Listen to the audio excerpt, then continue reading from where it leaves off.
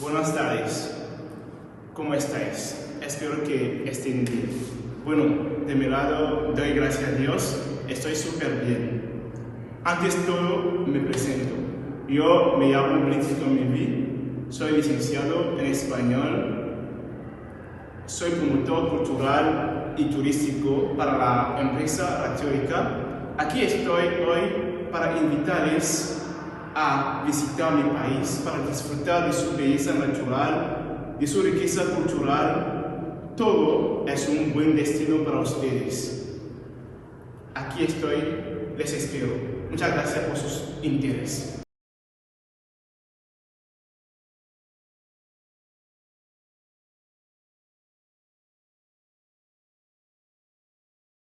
Buenos días y buenas tardes para quienes nos están viendo desde las distintas partes del mundo. Un saludo especial a los amigos de Togo y de Colombia.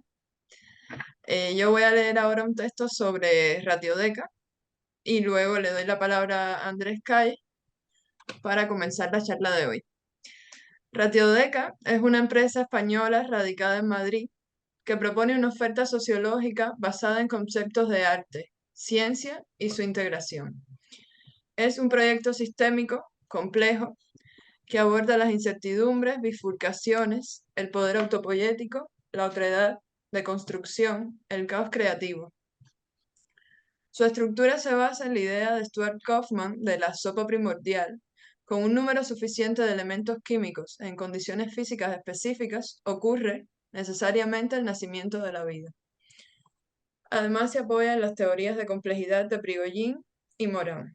Ratiodeca invita a intercambiar información con el objetivo de construir redes multidimensionales complejas para que surjan nuevas formas de vida.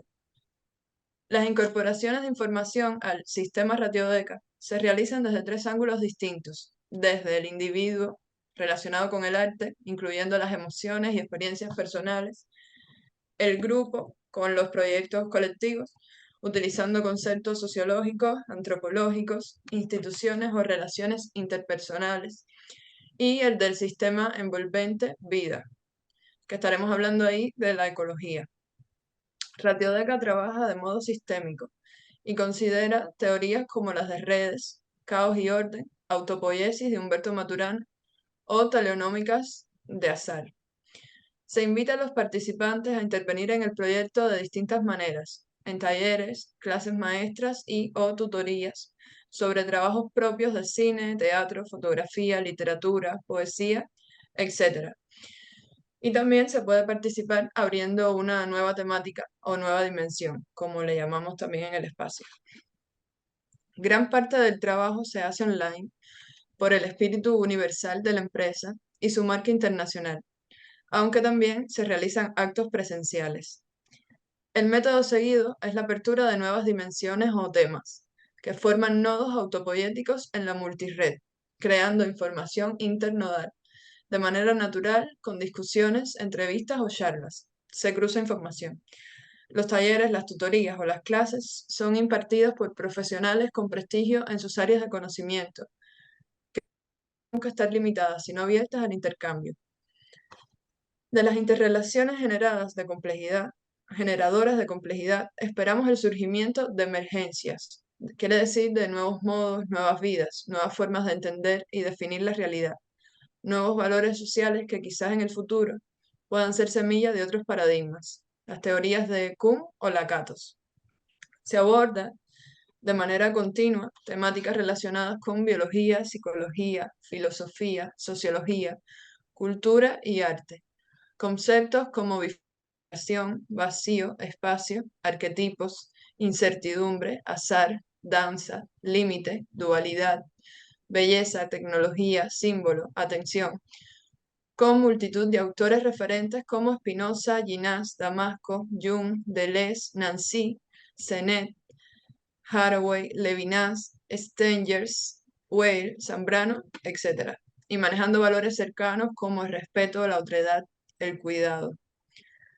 Con objetivo de financiar la empresa, en este 2024 se abrirán líneas de turismo cultural y ecológico, principalmente focalizadas en Cuba, en Togo y en Turquía, en el Egeo. con el hilo conductor de la danza. Desde el 8 al 13 de abril, Ratiodeca propone para la Semana Cultural de Togo una serie de charlas presentadas por Andrés Cae Noreña. Serán 7 encuentros online, preparados por escritores y sociólogos de distintos países de Latinoamérica y Europa.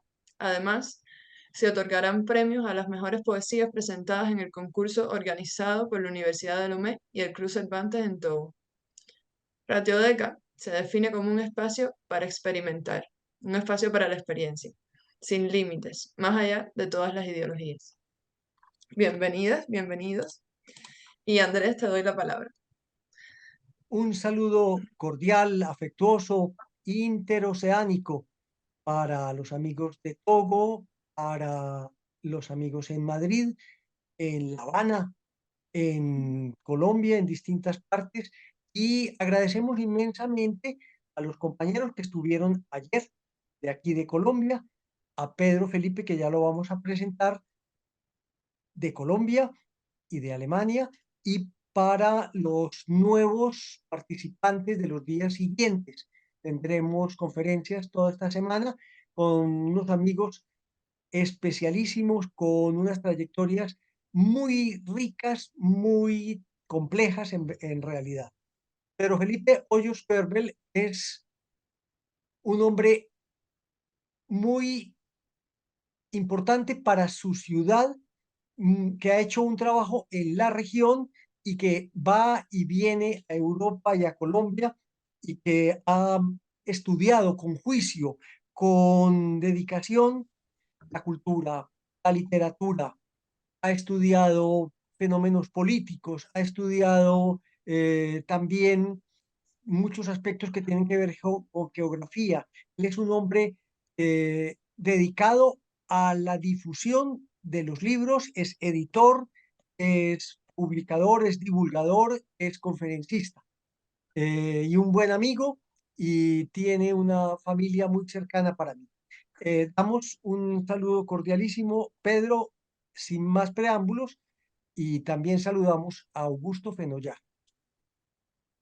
Muy buenos días aquí en Colombia. Muchas gracias, Andrés, por la presentación tan afable, por la invitación a participar en este espacio novedoso, diferente para mí, excitante por, por poco acostumbrado. Eh, yo soy historiador y profesionalmente me dedico a la edición, a producir libros. Colombia tiene un gran déficit en libros, en lectores y en editores, que yo me considero una especie de puente, de facilitador entre el escritor y el lector, que muchas veces hay una serie de inconvenientes, desconocimientos que dificultan que eso sea fácil. En Bogotá, la capital, suceden ciertas cosas y en la provincia la cosa es mucho más compleja, y eso se refleja en los índices de lectura. La edición, los libros, la literatura en Colombia sería un campo frágil, donde entonces grandes empresas pueden hacer ciertos grandes negocios, apabullando aún más al escritor local, al gestor local, y ese es el que me interesa a mí. Vivo en Manizales, soy de Manizales. Esta es una ciudad pequeña, de cierta forma, para Colombia, intermedia, le llamamos acá, de 500.000 habitantes. Es muy nueva, fundada en 1851. Es novedosa, es de la región del café. Somos cafeteros por, por la geografía, por la facilidad de, de producir ese grano, o sea que dependemos de la agricultura, o dependíamos la agricultura, y en ese orden de ideas hacen falta personajes como yo que ayuden a facilitar, a divulgar, y no solamente en la capital, sino reflejamos esa inclinación centralista, que todo sucede en Bogotá, todo sucede en las capitales. Entonces estamos divididos en departamentos y en municipios, entonces la cabecera municipal es atendida y las veredas no. Para mí es importante de que se publiquen autores regionales y que tengan un público regional. Aquí no estoy buscando, en mis 22 años que llevo de editor, la estrella, que pueda pues yo facilitar que firme después contratos con Random House, con Alfaguara y con todos estos sellos de gran tamaño, sino me interesa es de que el autor publique su libro, consiga su público eh, y se foguee ante ese público. Escribir es una cosa, leer es otra, pero ya el autor entrar con ese comentario desprevenido de un lector es muy importante y eso es lo que me dedico yo, a ser un facilitador, una especie de coach literario, obviamente, de corrección de estilo, diagramación, tiraje, el manejo de la industria de la impresión misma, que es un capítulo interesante, pero aparte, y después el mercadeo del libro, manejo de medios, en los lanzamientos, las presentaciones, o sea, desde el tipo de vino que se sirve en el lanzamiento y el tipo de copas, todo eso yo se lo ayudo que salga bien basado en mi experiencia para que ese puente sea corto y amplio entre el escritor y el lector.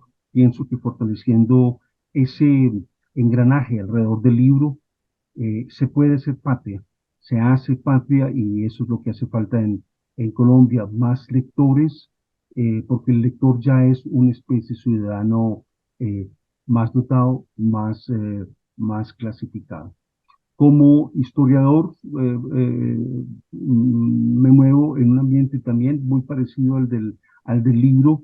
Tenemos una historia que poco se basa en investigación, poco se basa en investigación de archivos, sobre todo. Nuestros libros son una juiciosa revisión de una bibliografía, entonces estamos como nadando en el mismo caldo, con el mismo coso. El libro cambia debido al otro libro que encontraron o que tradujeron y lo incluyen. No es una historiografía rica, novedosa y es poco original. Eso es lo que pretendo yo con mis investigaciones en archivos de documentos públicos, como los archivos de periódicos, eh, reconstruir y empatar nuestra historia. Nuestra historia es una historia compleja, muy interesante, porque finalmente es el crisol donde tres razas muy caracterizadas, muy fuertes, son colocadas en diferentes roles para hacer un todo. Tenemos la raza originaria, voy a ser bastante generalizado, tenemos lo indígena, tenemos lo español, que Colombia, el aporte europeo es básicamente español, inmigración alemana, italiana, francesa, inglesa, es muy chiquita, somos más bien hispánicos, y el aporte africano que entonces va desde toda la costa del continente occidental del continente africano, eh, aportó, hizo presencia aquí en el continente. Colombia es una es un país de regiones. Nuestra geografía misma, las tres cordilleras, las dos costas y los llanos orientales y los valles interandinos nos dan una característica por su clima muy, muy, muy diferente que nos aparta, nos disocia, pero finalmente somos un todo. Lo que es historia regional en Manizales no aplica a la de Bogotá, no aplica a la de la costa pacífica y mucho menos de la costa atlántica. Es una composición racial y cultural cada vez diferente. Hablamos español, claro que sí, pero el mismo acento que le ponemos al idioma, ya vemos de que hay una vivencia muy, muy diferente eh, que enriquece, pero que hay que conocerla para podernos entender. Pienso que parte de esa complejidad se refleja en nuestra historia política, sobre todo la reciente, los últimos 200 años, de donde se dio el otro gran paso. El primero es eh, el irrumpir de España, de irrumpir de Europa a partir de 1492 en el continente, cómo se reorganizó, se replanteó la vida en el continente americano, y el otro gran paso que damos a partir de 1810 con la independencia política de España. Esos 200 años, del 10 a la actualidad, vemos de que nos ha sido difícil eh, concentrar y llegar a un consenso por esas cargas atávicas tan disímiles que tenemos nosotros. Hablar de historia en Colombia, entonces, tiene que incluir historia eh, la europea, la española propiamente. O sea, volverse un buen historiador en Colombia es volverse un buen historiador de la historia de España y finalmente la historia de Europa, porque vemos de que estamos totalmente atados, positiva como negativamente, a ese continente. Lo mismo sucede, para ser un buen historiador colombiano hay que ser solvente en la historia del África, como también hay que ser solvente en la historia americana propiamente. El resto queda uno atado con una visión bastante chiquita de un mundo bastante complejo y sumamente interesante. Para ahí sacar conclusiones es bastante rico. Tuvimos en el 2010 entonces el bicentenario de nuestra independencia y unos años antes yo me puse la tarea o me hice la pregunta, o surgió la pregunta de, bueno, aquí creamos un nuevo país, creamos una república, dejamos de ser súbditos para convertirnos en ciudadanos de alguna forma. ¿Qué papel desempeñaron eh, la población afro que había en el país? Es una minoría, pero más sin embargo quise entender cómo, eh, cómo fue esa presencia y en ese momento político, qué se propuso, cómo iban a involucrar a estos ciudadanos que ni siquiera eran ciudadanos, sino eran esclavos, cómo iba a proceder esta nueva república, este nuevo planteamiento muy influenciado por la Ilustración, el hecho de la Revolución Francesa y obviamente la independencia de los Estados Unidos, que la una sucede en 1789, la Revolución, y la independencia es de 1976, la de las 13 colonias, y se puede también mencionar el caso de la independencia de Haití, que es de 1801. Tres ejemplos inspiradores que influenciaron esa toma de decisión. Eh, Técnicamente, entonces, en Colombia se propuso a partir de 1810 el manejo de la abolición de la esclavitud. Ahí se tomaron ideas francesas de la Ilustración. El abate Raynal fue el que propuso, o del cual se tomó la idea de la manutención y la libertad de vientres, que era entonces legislar de que la persona, eh, voy a decir, afrocolombiana, nace libre, pero debe pagarle 13, 15 o 18 años de trabajo al dueño de su madre como compensa por su libertad. Entonces era la manutención, que era una posibilidad de que con dinero del Estado se compraban esclavos para liberarlos. Eso se hacía de una forma muy bonita y muy ostentosa. Los días patrios, entonces, del erario público se compraban una serie de esclavos para entonces liberarlos el 20 de julio, que era el inicio de la independencia, o el 7 de agosto, la batalla de Boyacá, o el 17 de diciembre, la batalla de Ayacucho. Se hacían pues esas ostentaciones de cumplir esa ley, la manutención y la libertad de vientres. Esto, el Libertador Bolívar, personaje central de esta época, propuso una solución mucho más radical, pero que no fue aceptada por la nueva legislación. El Libertador pidió la libertad inmediata y absoluta, sin consecuencias, de toda la población, de que la esclavitud fuese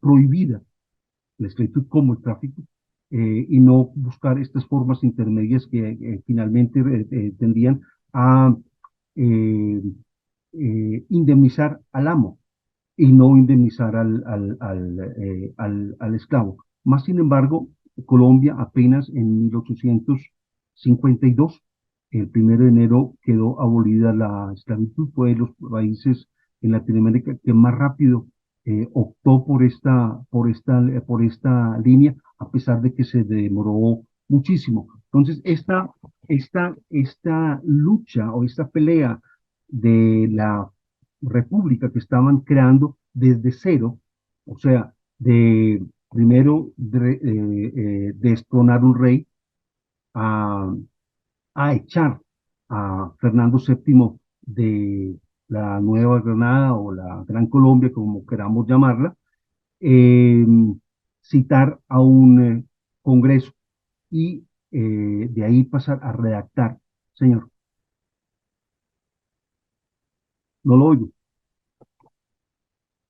Andrés, Te no lo oyo. interrumpo un minuto para que hagamos un poco conversación. No, solamente quería eh, decirte que sería importante llamar la atención que en Colombia desde muy temprano los esclavos, algunos se escapaban, algunos quedaban enfermos de los barcos y que hay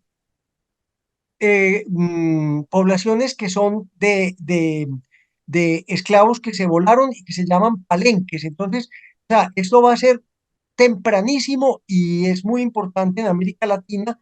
Los palenques en la parte de Brasil se llaman quilombos, pero solamente te interrumpo un minuto para hablar de eso. Bueno, yo discrepo un poco de esa sección eh, eh, mm, tuya, Andrés. Sigo con el hilo. eh, mm, entonces, ¿cómo se iba a definir?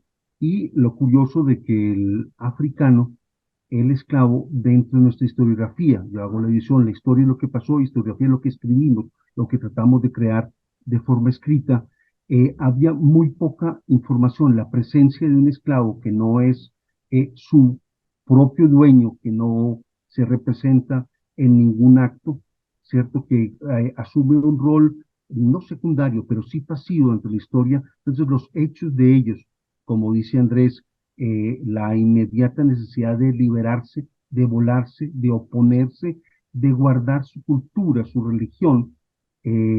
Toda esta región se ve de los Estados Unidos, donde hubo esclavitud, donde esta gente aquí por el territorio tan selvático podían volarse y reunirse en palenques, en unas pequeñísimas poblaciones y poder gozar de su autodeterminación, que es lo contrario a la esclavitud. Pero si se ve en proporción, era bastante bajo ese caso. Hubo uno famosísimo cerca de Cartagena. Cartagena era uno de los dos puertos que España designó para la entrada de esclavos a sus dominios ultramarinos, Veracruz y el puerto de Cartagena, no lejos de Cartagena, el famoso Palenque de San Basilio, donde realmente eh, un, eh, un esclavo logró organizar, el famoso Ben Gurion, logró organizar, inclusive militarmente, derrotar a las fuerzas de la ciudad de Cartagena, las milicias de Cartagena, y le respetasen ese territorio, ese dominio sobre el palenque de, de San Basilio, tanto que se le domina una de las primeras ciudades libres de la misma América. Pero eso son minucias de una historia que quiero enfocar un tris más amplio. Entonces la idea era poder definir esa historia pasiva del africano dentro de nuestra historia oficial del esclavo y mostrar qué fue lo que sucedió. Ahí surgió mi investigación y mi libro sobre este tema, que lo llamé Bolívar y las negritudes, o sea, definir el papel que jugó el libertador en ese tránsito de una de igualdad, hermandad y libertad, que era el lema de la Revolución Francesa, en cuanto se estaba traicionando esta idea en los planteamientos políticos dentro del Congreso, que empezó a reunirse en primera instancia desde 1812, después de la Constitución de Cúcuta el 21, desde el 23 que se reunió el primer Congreso. ¿Cómo iban a definir las leyes de esta República de Colombia? eh, ¿Qué tanto iban a compartir esa libertad, igualdad y hermandad con esa otra parte de la población? Ahí faltaría la tercera etnia, la tercera raza que hay que conjugar en este tema sería la indígena, pero eso tiene otra historia más compleja, que sobre eso sí España fue bastante cuciosa, tuvo unas ideas y las desarrolló a través de sus 300 años de, de dominio. Andrés. Solamente una nota y es para los de Togo, que sabemos que en Togo se habla francés y unas 4 o 5 lenguas, Cotolí, vi una, que en Colombia se hablan alrededor de 68 lenguas y que hay uno o dos lenguas que son africanas mezcladas con inglés y con francés, que son el palenquero y el creol. Adelante, Pedro. Eh, Eh, entonces, hay de este libro que lo dividí en dos partes, o sea, la institución que el Libertador quiso de una forma muy precisa. Él era de una escuela finalmente, era fisiócrata en cierto sentido, a pesar de que él no se confesaba propiamente de esa línea, pero él sabía de que el sistema económico de la colonia no solamente había que desmontarlo, sino había que mejorarlo con uno nuevo acorde, no solamente de estos contenidos ideológicos, sino de las posibilidades del país. Eh, los dominios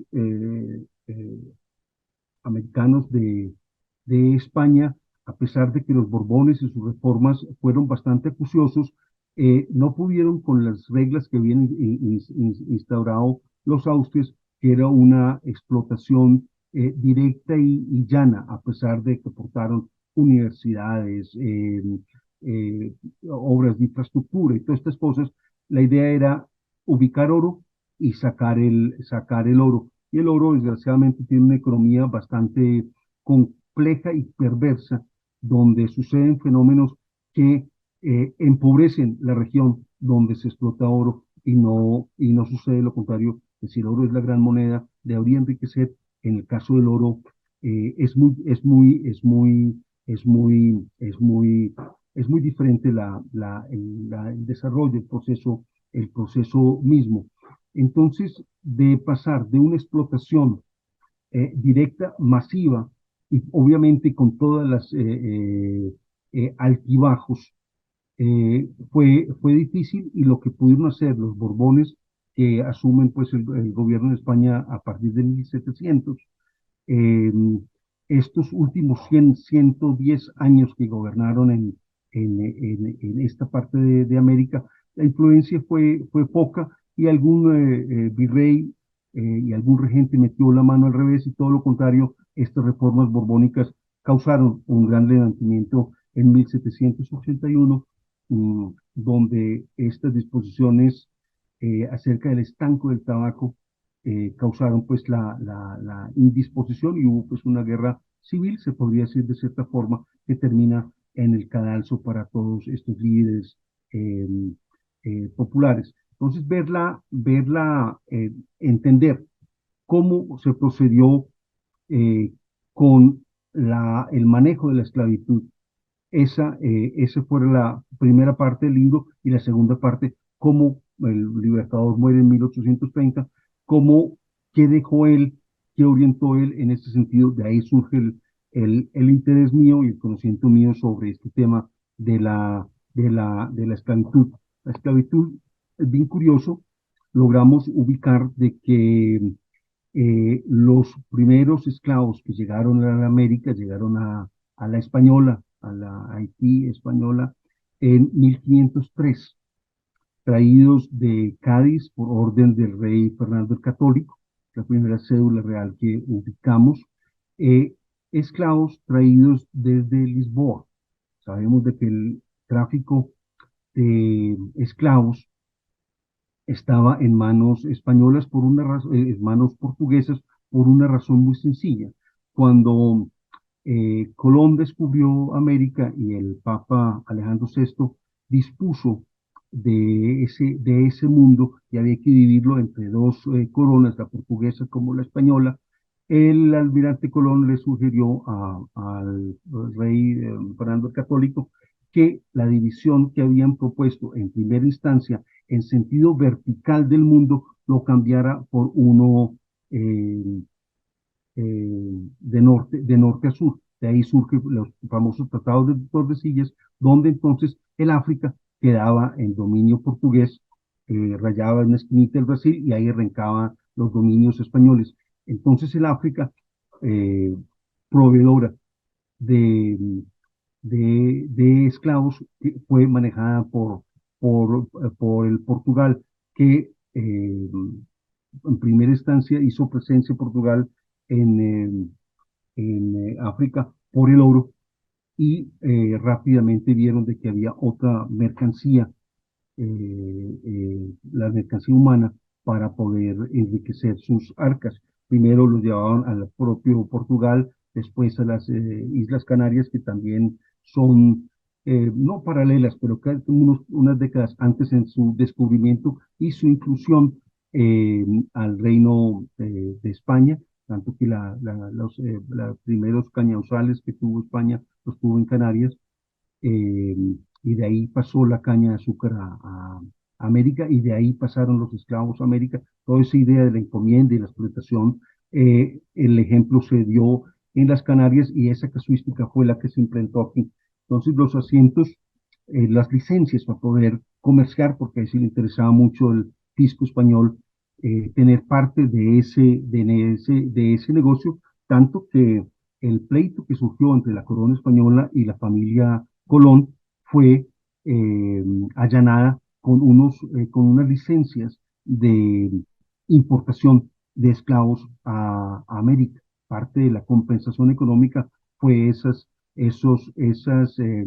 licencias que la corona les pidió a los Colón, tanto que hoy en día en la historiografía inclusive aparecen como traficantes, como negreros, cosa que no lo fue propiamente, que no se dedicaron a esto. Ellos estas licencias, estos permisos, los negociaban, los vendían a los verdaderos traficantes que entonces movilizaban esta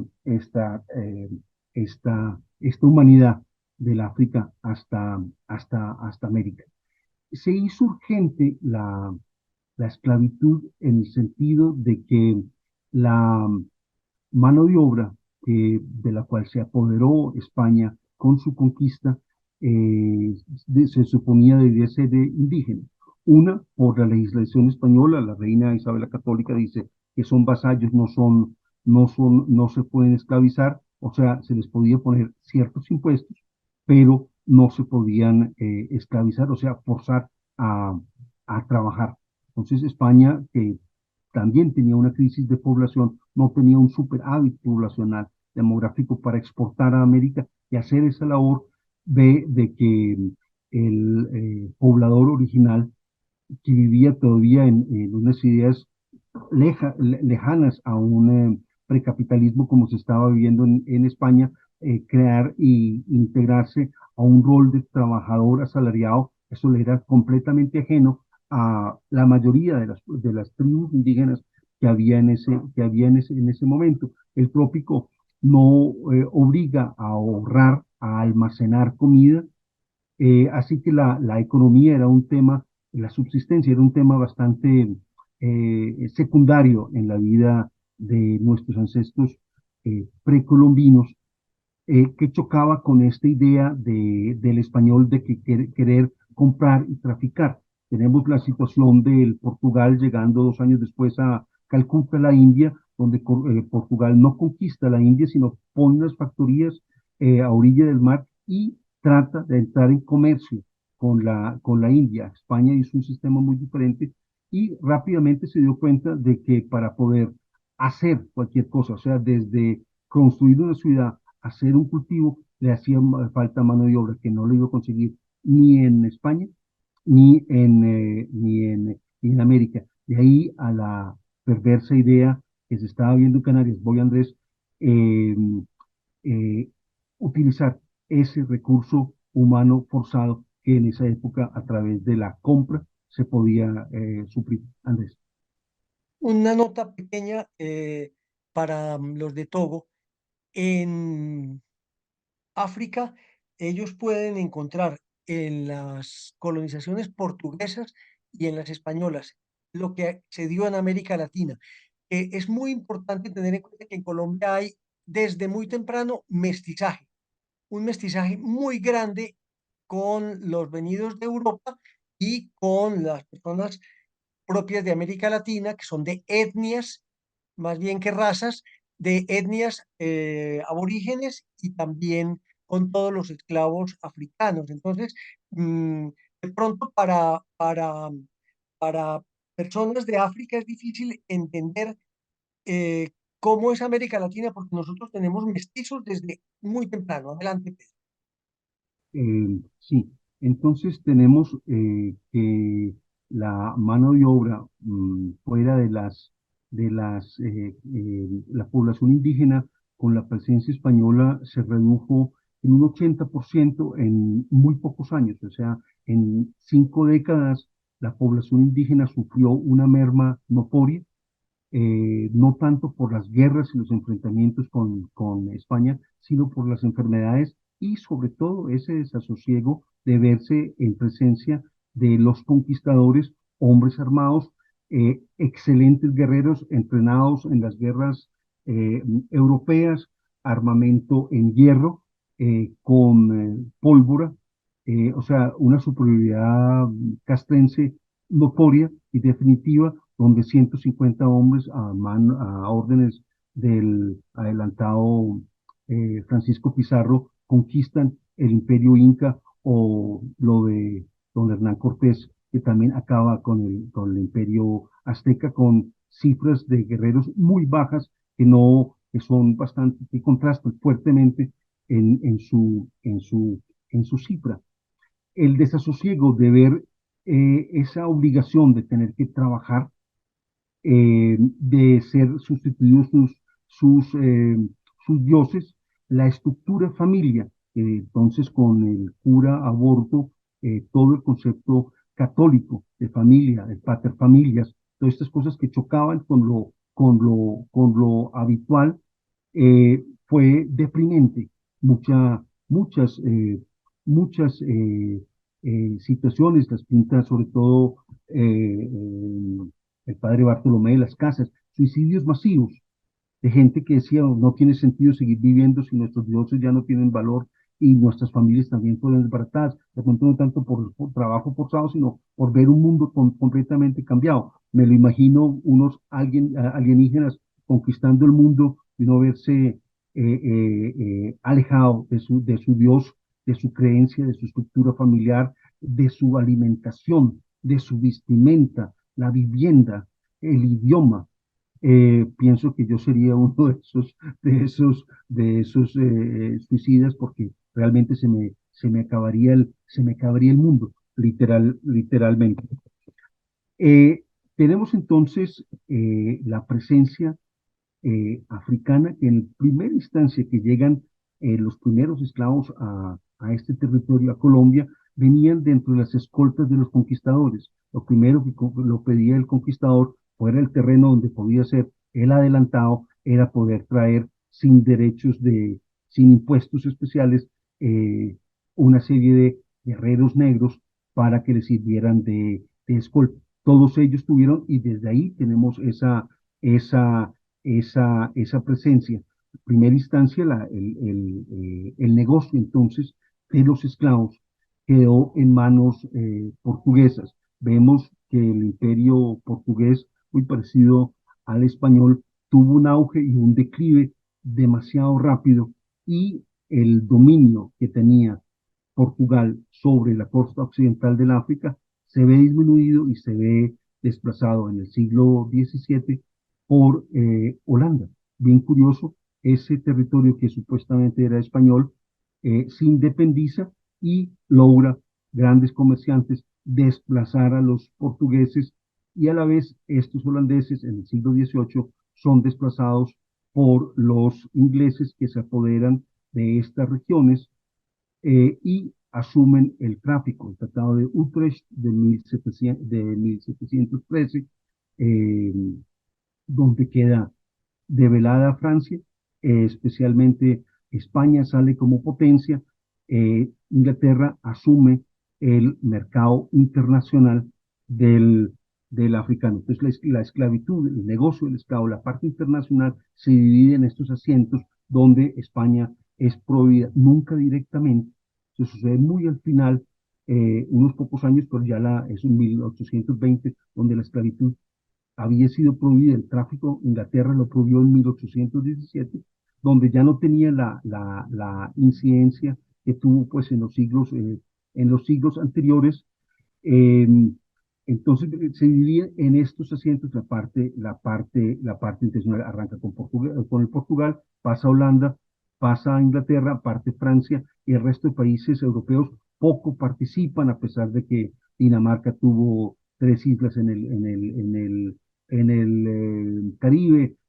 Alemania también quiso ser potencia colonial, pero muy tarde. La historia de Togo tiene pues su presencia germana a partir de 1884, pero eso poco incide en ese gran tráfico donde se calcula que 10 millones de personas fueron sustraídas del África y pasadas a América, desde Norteamérica hasta la Patagonia, fueron, eh, fueron cubiertas, por decirlo de alguna forma, por esta mano de obra. Demos el salto, cambiemos de foco y contemos la historia de un barco negrero que sale, puede ser de la misma a América, ¿cierto? Puede ser un barco inglés, supongamos, que viene cargado de una serie de mercancías que es cambiada, eh, y carga entonces esta infeliz gente que a la vez han sido mm, muy legalista, cambiado y comprado legalmente al rey de la región o al príncipe de la región. Ahí hay listas muy específicas que se cambiaban, que daban por una trompeta, por un barril de pólvora. Brandy era una mercancía muy apetecida. La tela era también muy apetecida. Supuestamente era un comercio donde alguien vendía, alguien compraba.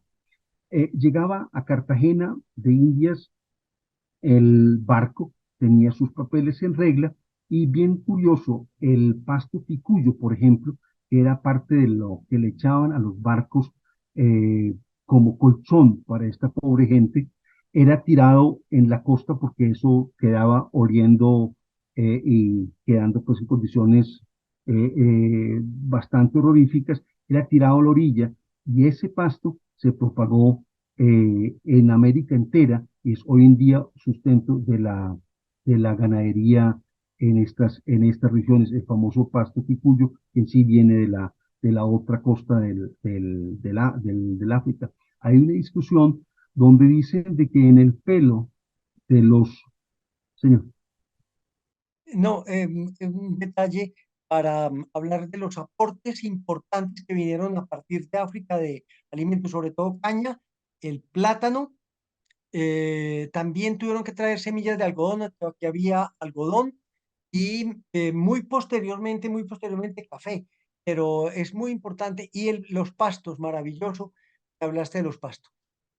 Dicen de que el arroz lo trajeron en el pelo de contrabando, lo mismo que el frijol, o una especie de frijol, vino directamente como daño colateral de este vil tráfico a América. Los esclavos eran liquidados ante la corona y eran marcados. El momento de la famosa carimba, donde con un hierro se quemaba la cara, el hombro de la víctima para señalarlo que había pagado los impuestos del rey. Esa era la marca que le dejaba la corona al nuevo habitante, al desgraciado habitante de América. Del interior del país iban eh, comerciantes de esclavos de Popayán, de Bogotá, la misma Cartagena, a comprar estos cargamentos. Curiosamente, los grandes consumidores de esclavos fueron las órdenes religiosas, entre ellos los jesuitas y los franciscanos fueron los mayores compradores de esclavos en, eh, en la, en la Nueva Granada. Bien curioso, la esclavitud en cada país americano es muy diferente. Sacar conclusiones de la esclavitud del sur de los Estados Unidos a la Nueva Granada, al Ecuador o a Argentina es un gran equívoco porque las instituciones fueron diferentes a pesar de ser el mismo, la misma corona española. México, el virreinato de México, Perú o Argentina o la Nueva Granada son diferentes y se manejan en la densidad. Por ejemplo, en Venezuela, en la capitanía de Caracas, había más población afro que esclava que en Colombia, que en la presidencia de Quito. Hay una composición racial muy diferente que se refleja en la economía. Supuestamente la Nueva Granada era la gran mina de oro, el Potosí eh, de la corona española. eh, Caracas lo era del cacao, o sea, el uno era agrícola, el otro era minero, y curioso que no se exportó, pero era lo que producía el Ecuador, telas, mantas de algodón que se tejían y surtía, no España, pero sí surtía a, a a los países vecinos. La población afro en el Ecuador es muy poca, se concentra en la costa pacífica y está ligada a la presencia del oro. El esclavo, entonces, en Cartagena seguramente ciertas casas necesitaban una serie de empleados, buscaban herreros, artesanos para hacer ciertas cosas en la ciudad, pero el grosso era introducido al interior del país. Como era el puerto, de ahí pasarlos a Colón, a dar el paso a Panamá para pasarlos al puerto de Buenaventura, eso usualmente no se dio. Los esclavos eran embarcados por el río Magdalena, el canal del Dique, el río Magdalena, a subirlos al interior del país. El puerto era Honda, que era el otro puerto interior importante dentro del engranaje del tráfico y del comercio español en esta posesión. De ahí cruzaban la cordillera y los llevaban por el Valle del Cauca, el otro gran río, hasta Popayán, donde estaban los grandes mineros de la época española.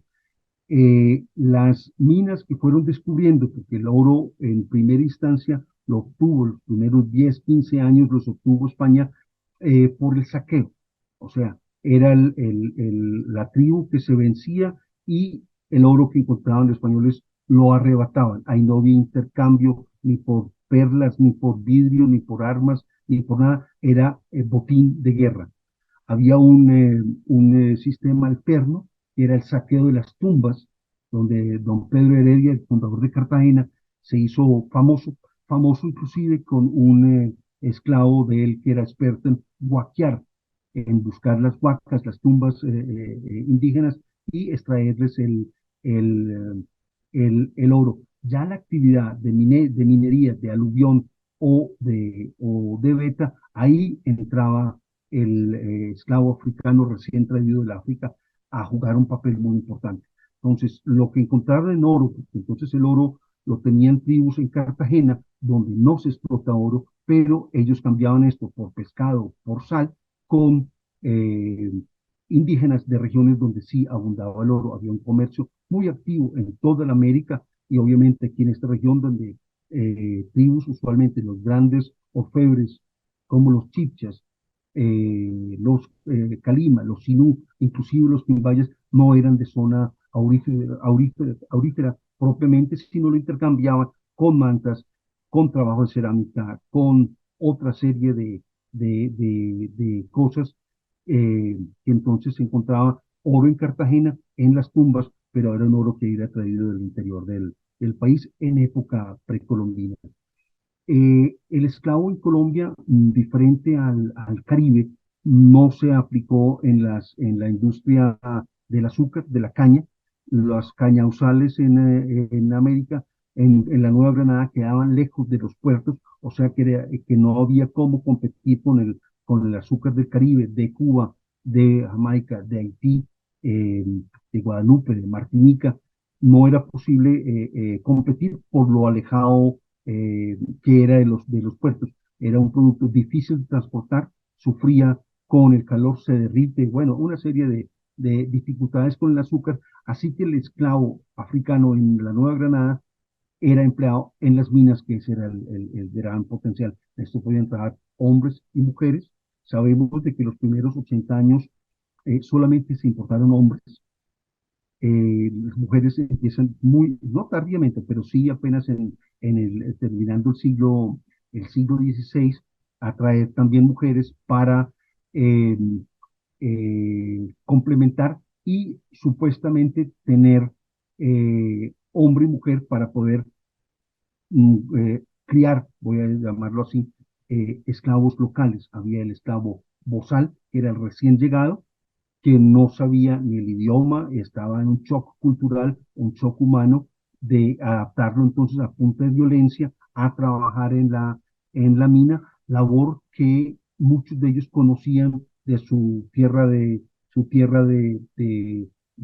origen, y el esclavo que ya era nativo, era segunda generación, tercera generación, que ya se había adaptado a la exigencia laboral española y obviamente había hecho una especie de conciliación con la cultura europea.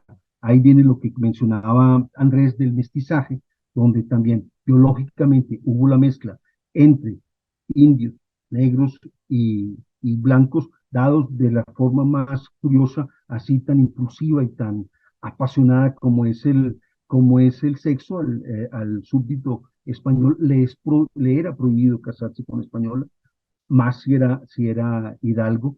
Eh, para casarse con indígenas necesitaba una dispensa.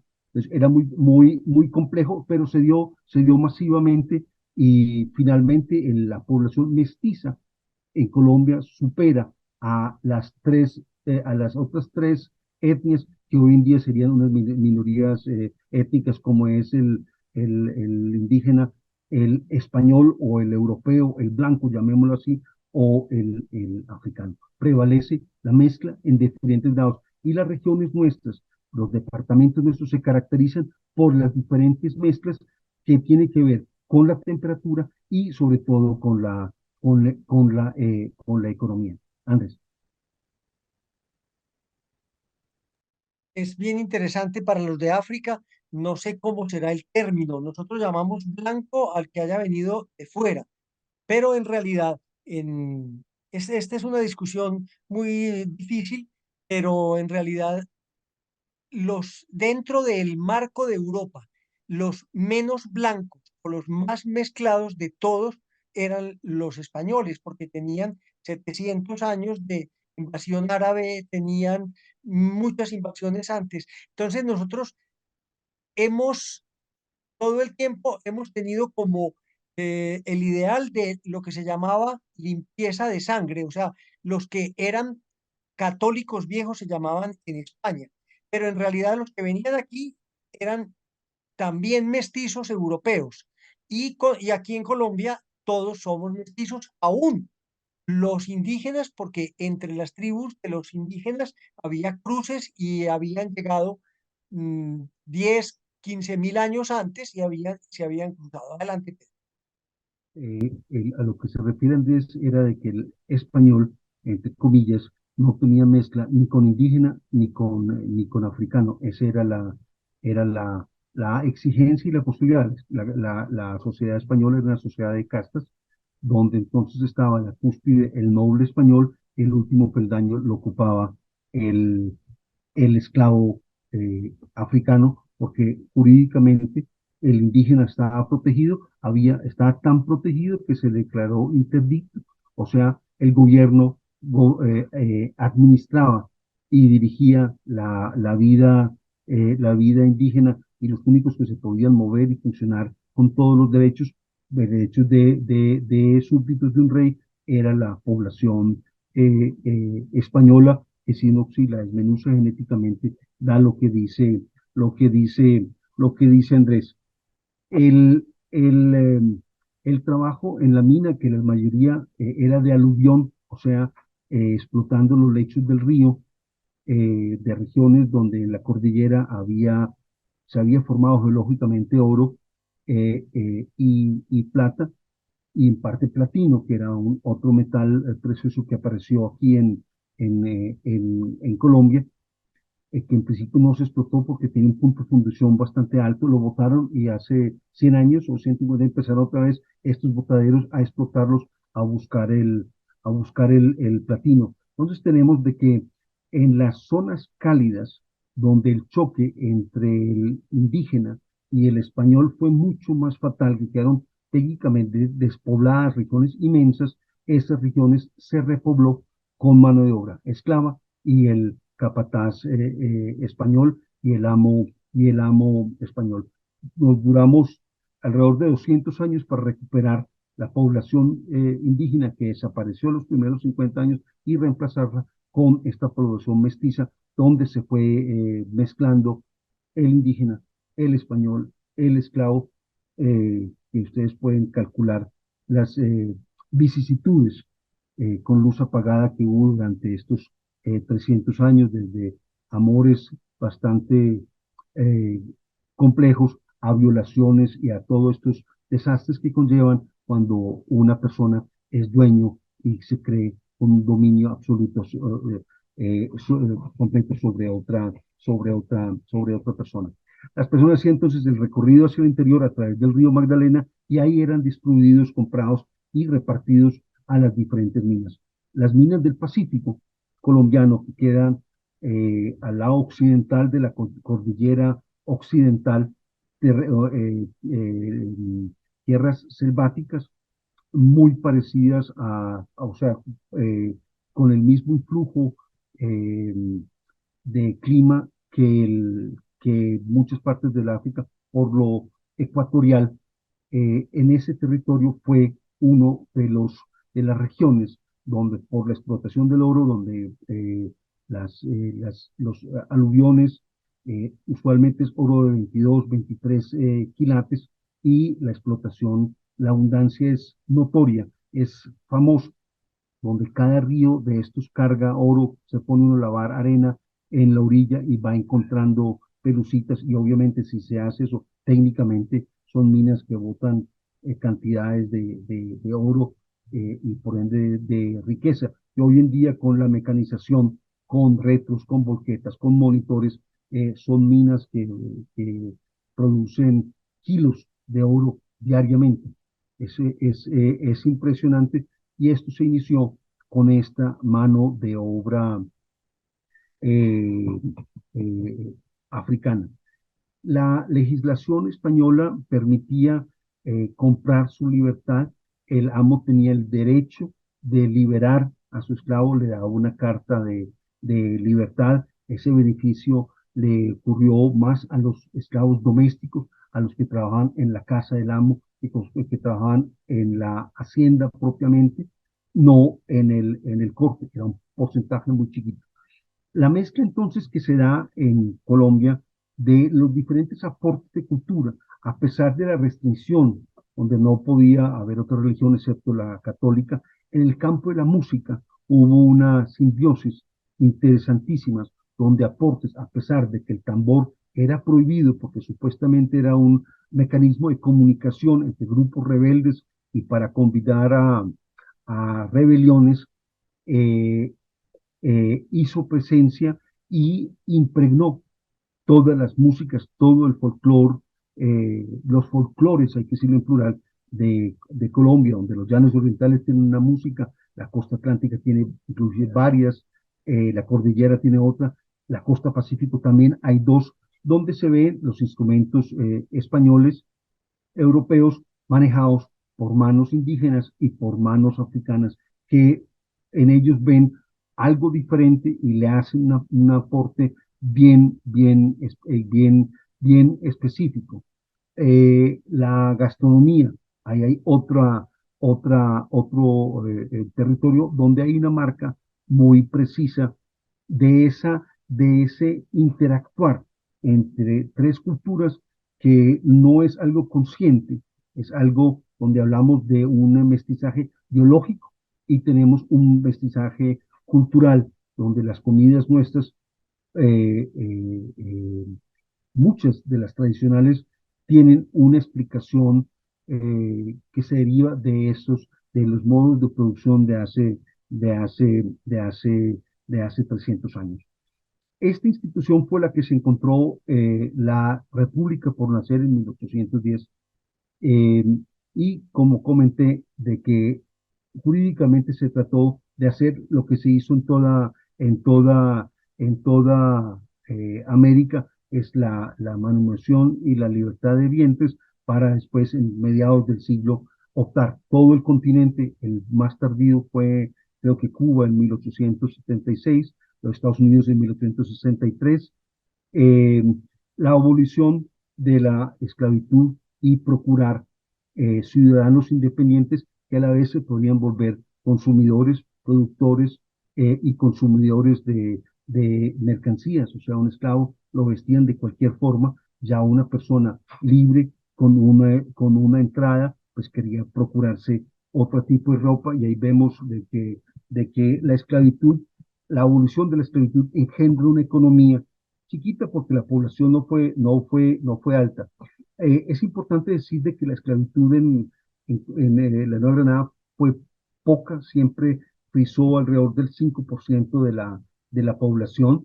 Un esclavo era algo costosísimo, no era como las grandes plantaciones de azúcar en el Brasil o en el Caribe, donde tener 8.000, 5.000 esclavos era lo normal, y se morían una cantidad y traían más. Grandes dueños de esclavos, sí, mucho, y eran estas órdenes religiosas, llegaban a 300, 400, hasta 500. Lo normal aquí era de que un gran minero de la ciudad de Popayán tenía hasta 100 esclavos. Ese era lo máximo. Lo que sería en los Estados Unidos, en Georgia, en Alabama, pues un señor más bien modesto. Entonces no fue una institución que marcó por la masiva presencia de este tipo de explotación, sino estuvo la riqueza de la Nueva Granada, la produjeron los esclavos, todo el oro y el comercio que giraba alrededor, porque entonces el minero tenía su plata, o sea, obtenía su oro, pero el, la casa que se mandaba a construir, la ropa que traía, todo esto pasaba finalmente por ese aporte de mano de obra africana. Las murallas de Cartagena fueron construidas íntegras con mano de obra eh, esclavizada. Entonces, la presencia que yo llamo pasiva, donde no hay una voz, donde no hay el nombre del capataz que hizo tal baluarte o el otro baluarte, se han perdido, pero la presencia y una cantidad de hechos están ahí. Con la República, supuestamente la esclavitud desaparece, y el gran cultivo de Colombia, el café que había mencionado en principio, ya no tiene que ver nada con esclavitud, que en el Brasil sí quedó marcado en una época. El auge de la café surge casi paralelo al de la República, y aquí en esta región ya se había abolido la esclavitud, y surge el café. Entonces, tenemos una presencia africana notoria, importante, que es un potencial, pero sucede que aquí en Colombia sucede una competencia donde hay gente enamorada de lo americano, a pesar de que su fenotipo no corresponda al indígena, a emigrar de España y la esclavitud, y de emigrar de África. La idea es de que la historia nuestra se trence de estas tres potencias que tiene, que es lo africano, que es lo indígena y es lo español, poder sopesar en su impacto cada parte, y porque sea menos, no negarla, no desaparecerla. Y eso es lo que yo pretendo como historiador, mostrar estas historias, ver cómo esa historia está presente, es presente y es un potencial, no para denigrar, no para continuar y poner supremacías, sino todo lo contrario, ver cómo vamos diseñando al nuevo hombre americano, que tuvo la suerte, vamos a decirlo poéticamente, de tener estos tres tan importantes aportes, estas tres culturas, por decirlo de forma bien sencilla, en un solo cuerpo, que es el hombre mestizo, que tiene una abuela negra, tiene una abuela indígena y tiene una abuela española. Eso solamente puede significar riqueza, a pesar de que la historia del país tenga esas grandes manchas, esos grandes momentos de desespero, de inmenso dolor que uno no es capaz de, de, de imaginarse. Más o menos ese sería lo que yo quisiera aportar a este encuentro. Impresionante, completísimo. Creo que los amigos de Togo tendrán que verla despacio y después, con el tiempo, qué bueno que les podamos mandar o artículos o pequeños libros que poco a poco se podrán, o libros que estén en PDF, porque yo pienso que es un tema y de una vigencia y de una importancia enorme, porque tenemos hasta el día de hoy otras esclavitudes, primero que todo, y también comercios que se basan en tratos muy injustos como la minería. Yo quisiera darle la palabra a algunos de los acompañantes que están con nosotros. Sería magnífico que hicieran algún comentario y estamos muy agradecidos. Es un trabajo muy juicioso, muy completo, muy largo. Se ve un conocimiento muy profundo. También puede ser un poco complejo para las personas de otras partes de América y de Colombia, porque necesitan apoyo en geografía, necesitan una línea del tiempo, pero es un trabajo que va a abrir discusiones importantísimas. Augusto, si quieres, Sí, o sí. Hacer, bueno, como tres reflexiones, ¿no? Bueno, primero felicitar a Pedro, que ha sido una maravilla. La charla es una maravilla. Yo he tenido alguna dificultad, ya sabéis, a ti tengo dificultades, pero la charla es para dar la enhorabuena, ha sido maravillosa. Entonces, eh, una, eh, no sé exactamente hablar de lo que es a través de la esclavitud, a ver si pudiéramos llegar a un tipo de reflexión. Por ejemplo, cómo unas ideas pueden cambiar un paradigma, ¿no? Cómo a través de la ilustración se cambia de alguna forma toda la vida política, económica y podemos decir del mundo, ¿no? Lo importante de un cambio de ideas. Lo segundo es cómo se puede interpretar la realidad. Esto es una discusión con Andrés ya cuando estuvo en Madrid, ¿no? Cómo la realidad se puede ver de distintas formas. Porque hemos hablado, o ha hablado Pedro, de Fray Bartolomé, pero sin embargo había otro teólogo, estoy hablando de un teólogo aquí importante, que era Juan Ginés de Sepúlveda, que defendía todo lo contrario, es mejor. ¿Listo? No, hablaba de cómo se puede interpretar la realidad de estos, digamos, ¿no? Que todavía judicialmente se hace. ¿Cómo se puede interpretar las leyes? Hablaba de Fray Bartolomé por un lado y de Juan Ginés de Sepúlveda por otro. Y ellos lo vería como algo natural, ¿no? Estos tipos de opciones tan extremadamente distintas.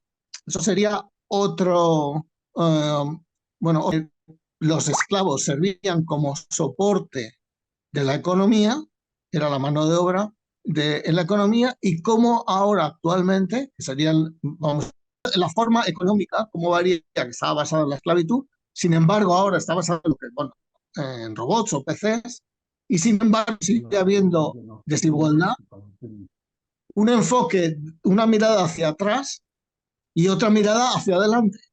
Es decir, ¿qué sigue ocurriendo? ¿Qué tipo de economía tenemos? De alguna forma que no estamos aprovechando todo un soporte esclavo, digamos, de máquinas y demás cosas. Es una proyección desde el pasado al futuro. como cómo se mantiene vigente la esclavitud, sería también la pregunta, Augusto. Sí, No, claro, claro. pero es simpático, la industrialización, la máquina no libera al africano.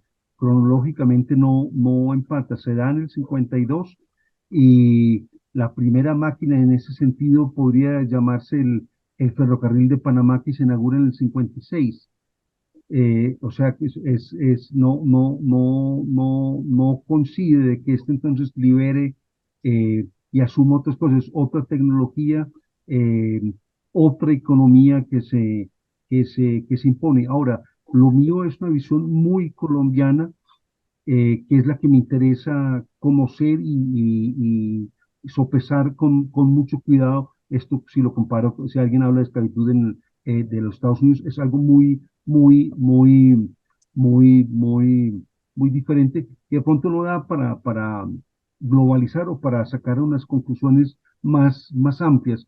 Es el esfuerzo de recuperar una serie de fechas, hechos, explicaciones, casi que digo básicas, para que el colombiano de cualquier raza, de cualquier mezcla, se entere de ese riquísimo pasado que tiene. La conexión que hace usted, Augusto, con el robot, interesantísimo.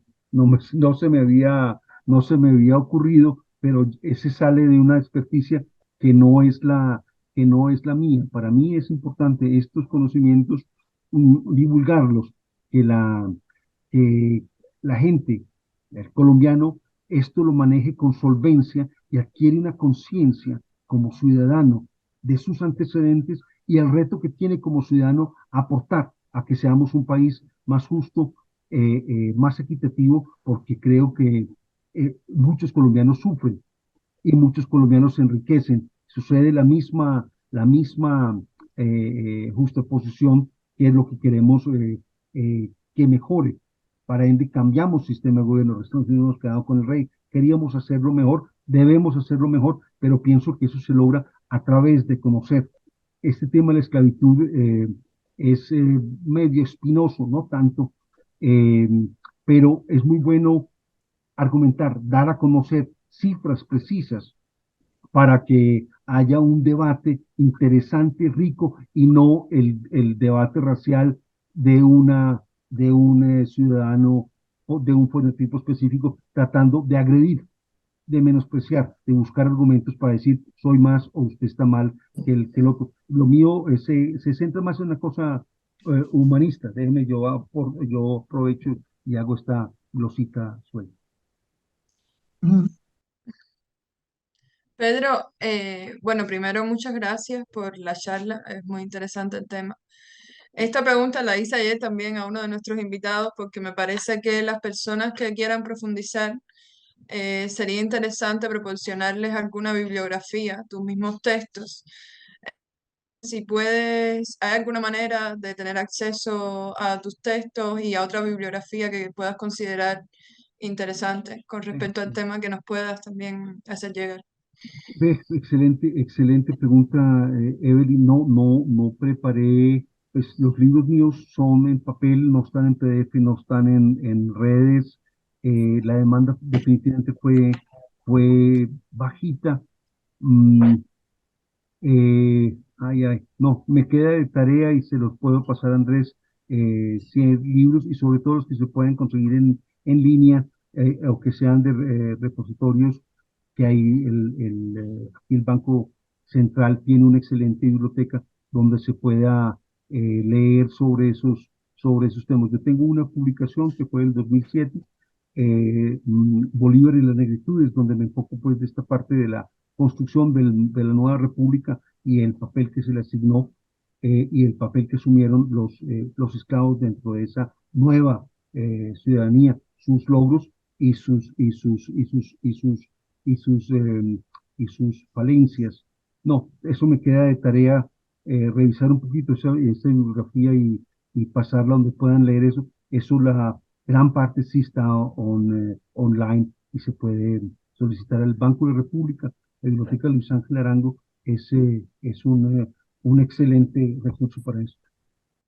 Evelyn, Augusto, Sí, Andrés. y Pedro, tarea que nos queda, porque imagínate, además Pedro ha hecho muchísimos artículos de prensa, tiene audios.